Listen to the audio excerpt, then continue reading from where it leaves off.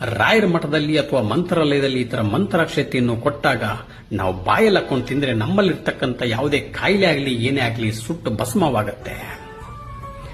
ಸ್ವಲ್ಪ ಜನನ್ನ ನೋಡಿದ್ದೀನಿ ಸ್ನೇಹಿತರೆ, ಅಲ್ಲಿರ್ತಕ್ಕಂಥ ಅರ್ಚಕರ ಹತ್ರ ಮಂತ್ರಾಕ್ಷತೆಯನ್ನು ಇಸ್ಕೊಂಡು ಬಂದು ಹೊರಗಡೆ ಬಂದು ಕಾಂಪೌಂಡ್ ಮೇಲೆ ಬೀಸಾಕ್ತೀರಾ ಅಥವಾ ಮನೆ ಜೇಬಲ್ಲಿ ಹಾಕೊಂಡೋಗಿ ಮನೇಲಿ ಮಡಿ ಬಟ್ಟೆಲಿ ಹಂಗೆ ಇಟ್ಬಿಡ್ತೀರಾ.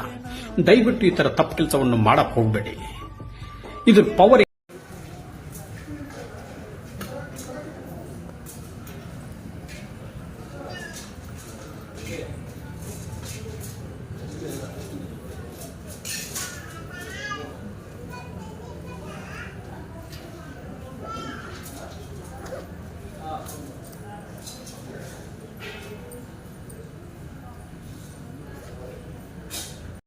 ರಾಯರ ಮಠದಲ್ಲಿ ಅಥವಾ ಮಂತ್ರಾಲಯದಲ್ಲಿ ಈ ತರ ಮಂತ್ರಾಕ್ಷತೆಯನ್ನು ಕೊಟ್ಟಾಗ ನಾವು ಬಾಯಲ್ಲಿ ಹಾಕೊಂಡು ತಿಂದ್ರೆ ನಮ್ಮಲ್ಲಿರ್ತಕ್ಕಂಥ ಯಾವುದೇ ಕಾಯಿಲೆ ಆಗಲಿ ಏನೇ ಆಗಲಿ ಸುಟ್ಟು ಭಸ್ಮವಾಗುತ್ತೆ.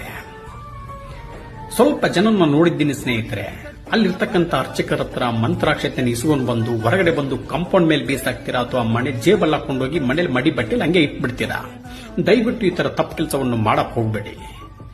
ಇದ್ರ ಪವರ್ ರಾಯರ ಮಠದಲ್ಲಿ ಅಥವಾ ಮಂತ್ರಾಲಯದಲ್ಲಿ ಈ ತರ ಮಂತ್ರಾಕ್ಷತೆಯನ್ನು ಕೊಟ್ಟಾಗ ನಾವು ಬಾಯಲ್ಲಿ ಹಾಕೊಂಡು ತಿಂದ್ರೆ ನಮ್ಮಲ್ಲಿರ್ತಕ್ಕಂಥ ಯಾವುದೇ ಕಾಯಿಲೆ ಆಗಲಿ ಏನೇ ಆಗಲಿ ಸುಟ್ಟು ಭಸ್ಮವಾಗುತ್ತೆ.